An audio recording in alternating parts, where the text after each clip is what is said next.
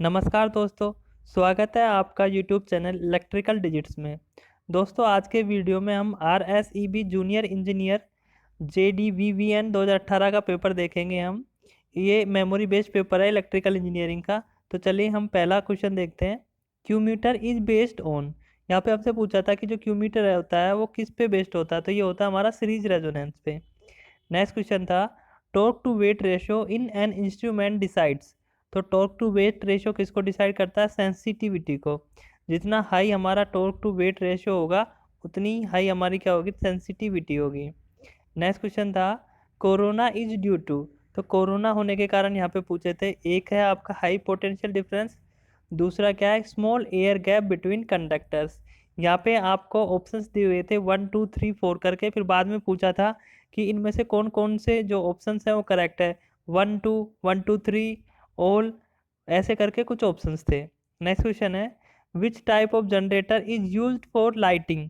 दोस्तों जो लाइटिंग करने के लिए हम जनरेटर यूज लेते हैं वो होता है शंट जनरेटर या फिर level compound generator. Next question था retardation test use to find, तो रिटार्डेशन टेस्ट हम किस लिए करते हैं? स्ट्रे लॉसेस को फाइंड आउट करने के लिए। और जो स्ट्रे लॉसेस क्या होते हैं दोस्तों? ये होते हैं आपके सम किसके होते हैं? कोर लॉसेस के और मैकेनिकल लॉसेस के। मैकेनिकल लॉसेस यानी कि जो आपके विंडेज लॉसेस और रोटेशनल लॉसेस जो होते हैं वो। तो रिटार्डेशन टेस्ट हम करते हैं स्ट्रे लॉसेस को फाइंड आउट करने के लिए। नेक्स्ट क्वेश्चन आया था horizontal plate in X direction in CRO is known as. दोस्तों यहाँ पे पूछा था कि जो हॉरिजॉन्टल प्लेट होती है जो कि एक्स डायरेक्शन में होती है उसको हम क्या कहते हैं? तो आप यहाँ पे देखिए कि दो प्लेट्स हैं, एक तो यहाँ पे प्लेट है, एक यहाँ पे प्लेट है। तो इसको हम एक्स प्लेट कहते हैं और इसको हम वाई प्लेट कहते हैं। जो एक्स डायरेक्शन में है, देखो यहाँ पे ये अगर एक्स एक्सिस है आपका, ये वाई एक्सिस है, तो एक्स डायरेक्शन में कौन सी प्लेट है? ये वाली। ठीक है। और वाई डायरेक्शन में देखेंगे तो हम ये वाली प्लेट्स हैं, इस तरीके से ये लगी हुई हैं।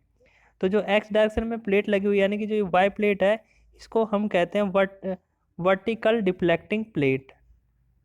और जो इस तरीके से लगी रहती है इसको कहते हैं हम हॉरिजॉन्टल डिफ्लेक्टिंग प्लेट। तो इस क्वेश्चन का करेक्ट आंसर था आपका VDP, vertical deflecting plate. Next question है Schering bridge is use to measure, तो दोस्तों शेयरिंग ब्रिज को यूज करते हैं हम कैपेसिटेंस एंड डाइलेक्ट्रिक लॉस को मेजर करने के लिए। एक यहाँ पे न्यूमेरिकल आया था नॉर्टन्स करंट को फाइंड आउट करने के लिए। नेक्स्ट क्वेश्चन था पावर कैलकुलेशन पे बेस्ड, यहाँ पे कुछ वोल्टेज दिया हुआ था, करंट दिया हुआ था और पावर फैक्टर था, सिंपल डायरेक्ट पावर पूछा था। तो कुछ इस तरीके का एक क्वेश्चन था। नेक्स्ट क्वेश्चन था the elements which allows equal amount of current in any direction are called, तो यहाँ पे पूछा था कि ऐसे कौन से एलिमेंट्स होते हैं जिनमें किसी भी डायरेक्शन से करंट फ्लो अलाउड होता है। तो उन एलिमेंट्स को हम कहते हैं बायलेटरल एलिमेंट्स। बायलेटरल जैसे एग्जांपल में हम देखें तो रेजिस्टेंस, इंडक्टेंस और कैपेसिटेंस वगैरह। और एक होते हैं यूनिलेटरल जिनमें क्या होता है एक ही डायरेक्शन में करंट फ्लो होता है, एग्जांपल में देखेंगे हम तो डायोड, ट्रांजिस्टर वगैरह। नेक्स्ट क्वेश्चन है system in which output and input characteristics does not very with time is called, तो दोस्तों ऐसा सिस्टम जिसमें आउटपुट और इनपुट के कैरेक्टरिस्टिक्स में कोई भी चेंज नहीं आता टाइम के चेंज होने पर, तो ऐसे सिस्टम्स को कहते हैं हम क्या? Time invariant systems. ये क्वेश्चन जो है आपका सिग्नल सिस्टम से है। नेक्स्ट क्वेश्चन है in superposition theorem at a time, तो दोस्तों सुपरपोजिशन थ्योरम पे क्वेश्चन था कि हम इसमें क्या करते हैं? तो हम इसमें कैलकुलेशन करने के लिए हम क्या करते हैं? एक बार में एक सोर्स को एक्टिवेट करके रखते हैं, बाकी सभी को हम क्या कर देते हैं? डीएक्टिवेटेड कर देते हैं। डीएक्टिवेट करने का मतलब क्या है कि बाकी सभी को हम जो भी उनका इंटरनल रेजिस्टेंस है उससे रिप्लेस कर देते हैं। नेक्स्ट क्वेश्चन है parallel combination of 6 ohm and 4 ohm is, तो यहाँ पे कुछ पैरेलल कॉम्बिनेशन पूछा था 6 ओम और 4 ओम का, क्या होगा? तो वो 2.4 ओम होगा। नेक्स्ट क्वेश्चन था कि रिलेटिव डैम्पिंग का फॉर्मूला क्या है? तो रिलेटिव डैम्पिंग का फॉर्मूला है actual damping divided by critical damping. Next question है angle impedance relay is also known as, तो एंगल इम्पीडेंस रिले को हम क्या कहते हैं? Mho relay. और म्हो रिले किसको प्रोटेक्ट करने के लिए यूज में लेते हैं हम? ये लेते हैं हम लॉन्ग ट्रांसमिशन लाइन जो होती है उसको प्रोटेक्ट करने के लिए। नेक्स्ट क्वेश्चन है isolated buck boost converter is called, तो इसको हम क्या कहते हैं? Flyback converter. नेक्स्ट क्वेश्चन है ampere second is the unit of, तो एम्पियर सेकंड किसकी यूनिट है? आपकी चार्ज की। चार्ज आपको पता ही होगा कि Q टू IT होता है, तो एम्पियर और यहाँ से सेकंड। नेक्स्ट क्वेश्चन देखते हैं सिलिकॉन बैंड गैप इज। दोस्तों यहाँ पे पूछा था कि जो सिलिकॉन होता है उसका बैंड गैप क्या होता है, तो वो होता है आपका 1.1 इलेक्ट्रॉन वोल्ट। नेक्स्ट क्वेश्चन है output power divided by input power in transmission line is known as. दोस्तों यहाँ पे क्वेश्चन है कि जो आउटपुट में यानी कि जो हमारा सेकेंडरी साइड होता है रिसीविंग एंड, वहाँ पे जो पावर आपको मिल रही है, अगर उसको आप जो सेंडिंग एंड की पावर है उससे डिवाइड करेंगे तो क्या निकल के आएगा, तो निकल के आएगा आपका ट्रांसमिशन एफिशिएंसी। नेक्स्ट क्वेश्चन है open circuit test of transformer is perform to. तो ओपन सर्किट टेस्ट हम क्यों करते हैं, कोर लॉसेस को कैलकुलेट करने के लिए। नेक्स्ट क्वेश्चन है Laplace inverse of 1 divided by S plus A का स्क्वायर। तो यहाँ पे दोस्तों क्वेश्चन इस तरीके से था 1 divided by S plus A का होल स्क्वायर, इसका आपको लाप्लास इनवर्स बताना था। तो इसका लाप्लास इनवर्स होता है दोस्तों 1/s प्लस ए का क्या हो जाता है आपका e की पावर माइनस ए टी, और स्क्वायर है इसलिए यहाँ पे आपका क्या आ जाएगा टी। तो सही आंसर क्या हो जाएगा टी ई की power minus A T U of T, ये आपका यहाँ पे क्या हो जाएगा लाप्लास इनवर्स। नेक्स्ट क्वेश्चन है Lissajous patterns is use to find. दोस्तों लिसाजियस पैटर्न्स को हम किस यूज में ले सकते हैं, फेज डिफरेंस और फ्रीक्वेंसी को फाइंड आउट करने के लिए हम क्या करते हैं, इनको यूज में लेते हैं। नेक्स्ट क्वेश्चन है 4 डायोड्स आर यूज्ड इन। दोस्तों जो 4 डायोड्स होते हैं फुल वेव ब्रिज रेक्टिफायर में हम 4 डायोड्स यूज लेते हैं। नेक्स्ट क्वेश्चन है the ability to deliver maximum power without losing stability is known as. तो इसको क्या कहते हैं हम, स्टेडी स्टेट स्टेबिलिटी कहते हैं, कि मैक्सिमम पावर डिलीवर करने की एबिलिटी बिना स्टेबिलिटी को लूज करें। नेक्स्ट क्वेश्चन है सिंक्रोनस कैपेसिटर इज। दोस्तों सिंक्रोनस कैपेसिटर क्या होता है, हमारी ओवर एक्साइटेड सिंक्रोनस मोटर रहती है नो लोड पे, उसी को हम क्या कहते हैं, synchronous capacitor. In which transformer secondary can not be open. तो दोस्तों जो करंट ट्रांसफॉर्मर होता है इसमें हम क्या करते हैं, सेकेंडरी साइड को ओपन नहीं कर सकते हैं। अगर आपका सीटी की प्राइमरी एक्साइटेड है और अगर आप सीटी की सेकेंडरी साइड को अगर आप ओपन कर देंगे तो वहाँ पे क्या हो जाएगा, एक हाई वोल्टेज इंड्यूस हो जाएगा, और वो क्या कर सकता है, सीटी को डैमेज कर सकता है, और जो भी पर्सन वहाँ पे वर्क कर रहा है उसके लिए वो खतरा बन सकता है। नेक्स्ट क्वेश्चन है magnetic field lags behind magnetization in. दोस्तों ये क्या है, आपका मैग्नेटिक स्टैटिक्स कर्व से रिलेटेड क्वेश्चन था। तो यहाँ पे क्या है कि दोस्तों देखो, ये आपका इनिशियल पॉइंट है, यहाँ पे मैग्नेटाइजिंग फोर्स एच है आपका, और यहाँ पे क्या है आपका मैग्नेटिक फील्ड। तो क्वेश्चन में पूछा था कि मैग्नेटिक फील्ड लैग करती है मैग्नेटाइजेशन से यानी कि एच से, तो ऐसा किस में होता है, तो ये किस में होता है, मैग्नेटिक स्टैटिक्स कर्व में।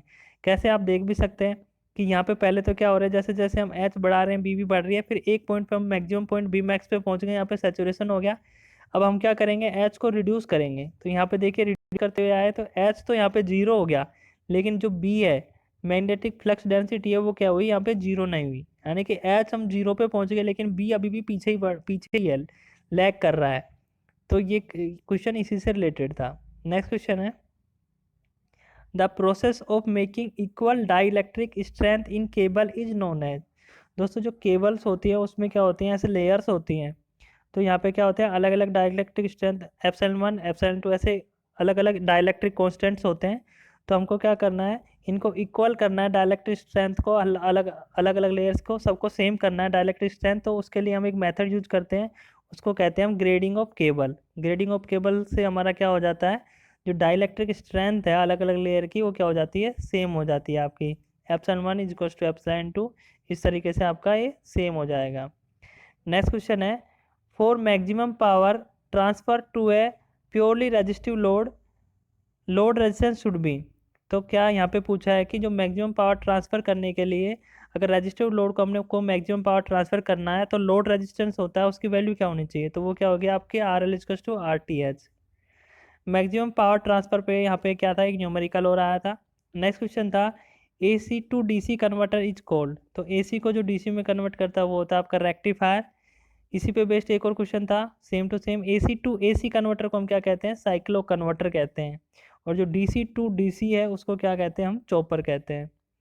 एक क्वेश्चन था यहाँ पे कि वोल्टेज आपको दिया हुआ था, फैक्टर ऑफ सेफ्टी दिया हुआ था आपको, तो यहाँ पे पूछा था PIV पीक इनवर्स वोल्टेज की वैल्यू पूछी थी। तो ये क्या होता है आपका, ये फॉर्मूला होता है इसका √2 टाइम्स ऑफ वोल्टेज आपका और इनटू फैक्टर ऑफ सेफ्टी, ये आपका फॉर्मूला होता है। तो √2 इंटू वोल्टेज की वैल्यू आपको यहाँ पे 415 है, और फैक्टर ऑफ सेफ्टी 2.1 है। जब आप इसको सोल्व करोगे तो कुछ इस तरीके से वोल्टेज निकल के आ जाएगा 1232 वोल्ट। नेक्स्ट क्वेश्चन है जेड इजकस टू 48, पी इजकस टू 4, देन पोल पिच। तो यहाँ पे जेड तो क्या दे रखा है आपको, कंडक्टर्स दे रखे हैं, पोल 4 दे रखे हैं, तो पोल पिच पूछा है। तो जो पोल पिच क्या होती है दोस्तों, जो भी हमारे दो पोल्स होते हैं उनके बीच की डिस्टेंस होती है वही हमारी पोल पिच कहलाती है। तो हम उसको क्या करते हैं, नंबर ऑफ कंडक्टर्स की टर्म्स में मेजर करते हैं कि जो हमारा एक पोल मान लो यहाँ पे है आपका, एक पोल यहाँ पे है, नॉर्थ यहाँ पे, ये साउथ यहाँ पे, तो इसके बीच की जो डिस्टेंस है उसी को पोल पिच कह रहे हैं। और या फिर इनके बीच में जो नंबर ऑफ स्लॉट्स हैं वो, या फिर क्या कह सकते हैं हम इसमें, नंबर ऑफ कंडक्टर्स कितने आ रहे हैं इस दो पोल्स के बीच में, तो वो पोल पिच कहलाएगी। तो यहाँ पे निकाल सकते हैं, अगर 4 पोल की मशीन है तो एक अप पोल आपका यहाँ पे होगा, एक पोल आपका यहाँ पे होगा। तो यहाँ पे आपको इसके बीच में कंडक्टर्स निकालने, तो क्या करेंगे, सीधा आप डिवाइडेड कर देंगे, नंबर ऑफ कंडक्टर्स पर पोल निकल के आ जाएंगे तो 12 आ जाएगा आपका, और यही पोल पिच कहलाएगी। नेक्स्ट क्वेश्चन है node analysis is based on. तो नोड एनालिसिस आपकी किस पे बेस्ड होती है, किरचॉफ्स करंट लॉ पे, केसीएल पे। नेक्स्ट क्वेश्चन है और मैश एनालिसिस आपकी किस पे होती है, केवीएल पे। नेक्स्ट क्वेश्चन था mesh analysis is use to find. तो मैश एनालिसिस क्या होती है, किरचॉफ के वोल्टेज लॉ पे बेस्ड होती है, लेकिन इससे हम क्या फाउंड आउट करते हैं, करंट्स। नेक्स्ट क्वेश्चन है डैम्पिंग फ्रीक्वेंसी का फॉर्मूला आपका यहाँ पे पूछा था, कंट्रोल सिस्टम से क्वेश्चन है। डैम्पिंग फ्रीक्वेंसी का फॉर्मूला होता है आपका omega D equals to omega N under root 1 minus zeta square. यहाँ पे ओमेगा एन आपकी नेचुरल फ्रीक्वेंसी है, जी यहाँ पे आपका क्या है, डैम्पिंग रेशियो। नेक्स्ट क्वेश्चन है electrons in outermost shell of alkali metals. दोस्तों यहाँ पे अल्कली मेटल्स होते हैं, ये फर्स्ट ग्रुप को रिप्रेजेंट करते हैं, जो हाइड्रोजन वाला आपका ग्रुप होता है उसी को ये रिप्रेजेंट करते हैं। तो उनमें जो आप देखेंगे फर्स्ट ग्रुप में, तो आउटर मोस्ट शेल में वहाँ पे क्या होता है, एक ही इलेक्ट्रॉन्स होता है। नेक्स्ट क्वेश्चन है which of the following is a negative resistance device. तो दोस्तों जो टनल डायोड होता है आपका, वो क्या होता है, नेगेटिव रेजिस्टेंस डिवाइस होता है। तो इसका आप कैरेक्टरिस्टिक्स देखेंगे, अगर आप IV कैरेक्टरिस्टिक्स आप इसका देखेंगे तो ये क्या होता है, कुछ इस तरीके के कैरेक्टरिस्टिक्स आते हैं। ये आपका पीक पॉइंट कहलाता है और ये आपका वैली पॉइंट कहलाता है। तो आप देखो ये पीक पॉइंट और वैली पॉइंट के बीच में क्या कर रहा है, नेगेटिव रेजिस्टेंस कैरेक्टरिस्टिक्स आपके क्या कर रहा है, शो कर रहा है। नेक्स्ट क्वेश्चन है brightness of LED can be increased by. तो LED की ब्राइटनेस को इंक्रीज करने के लिए यह क्या कर सकते हैं, फॉरवर्ड करंट को इंक्रीज कर सकते हैं। नेक्स्ट क्वेश्चन है in series capacitor combinations. Series में अगर कुछ कैपेसिटर्स लगे हुए हैं तो यहाँ पे पूछ रहा है कि क्या क्या होगा, तो इनमें सीरीज में सेम चार्ज होगा। अब आप देखेंगे तो सीरीज में सेम चार्ज कैसे, क्योंकि करंट तो सेम रहता है सीरीज में, और करंट ही तो क्या होता है आपका dQ/dt, charge divided by time, तो सेम चार्ज होगा, लेकिन वोल्टेज क्या होगा, दोनों के बीच में अलग अलग डिफरेंस होगा। नेक्स्ट क्वेश्चन है energy in kilowatt hour if 350 watt load connected for 24 days. तो यहाँ पे आपको पूछ रहा है कि जो एनर्जी निकालने के लिए बोल रहा है, अगर 350 वाट का लोड है और 24 डेज तक कंटिन्यूसली कनेक्टेड है, तो हमको एनर्जी जानते हैं हम क्या होती है, पावर इनटू टाइम। तो पावर यानी कि 350 वाट तो दिया हुआ है आपको, टाइम यानी 24 डेज यानी कि 1 डे में कितने होते हैं आपके 24 आवर्स। आवर्स में के लिए हमने यहाँ से 24 मल्टीप्लाई कर दिया, तो टोटल इतनी एनर्जी आपकी आ जाएगी वॉट आवर। किलोवाट में देखेंगे तो 201.6 किलोवाट आवर आपकी एनर्जी आ जाएगी। नेक्स्ट क्वेश्चन था breakdown of PN junction diode in reverse bias. दोस्तों जो रिवर्स बायस कंडीशन होती है PN जंक्शन डायोड में, तो सबसे पहले तो हमारा अगर ब्रेक डाउन VBO जो ब्रेक डाउन वोल्टेज होता है उससे ज़्यादा अगर हम वोल्टेज अप्लाई कर देते हैं तो हमारा क्या होगा, जीनर ब्रेक डाउन होएगा। लेकिन क्या होता है, एक वोल्टेज की वैल्यू होती है अबाउट 6 वोल्ट, अगर 6 वोल्ट से ज़्यादा हम अप्लाई और कर देते हैं तो फिर हमारा होता है एवलांच ब्रेक डाउन। पहले क्या होता है, जीनर ब्रेक डाउन, उसके बाद होता है हमारा avalanche break down. Next question है type of system is given. एक क्वेश्चन आया था दोस्तों कंट्रोल सिस्टम पे, जहाँ पे आपको एक सिस्टम दिया हुआ था, ट्रांसफर फंक्शन दिया हुआ था कुछ इस तरीके से, और यहाँ पे आपसे स्टेडी स्टेट एरर निकालने के लिए इसमें पूछा था। तो इस तरीके का कंट्रोल सिस्टम का एक क्वेश्चन था दोस्तों। इसमें टोटल 60 क्वेश्चन आते हैं, लेकिन JDVVN के हमको टोटल 44 क्वेश्चन ही मिले थे, तो इस वीडियो में 44 क्वेश्चन ही हैं। दोस्तों अगर वीडियो अच्छा लगा हो तो प्लीज़ लाइक शेयर सब्सक्राइब जरूर करें। Thank you.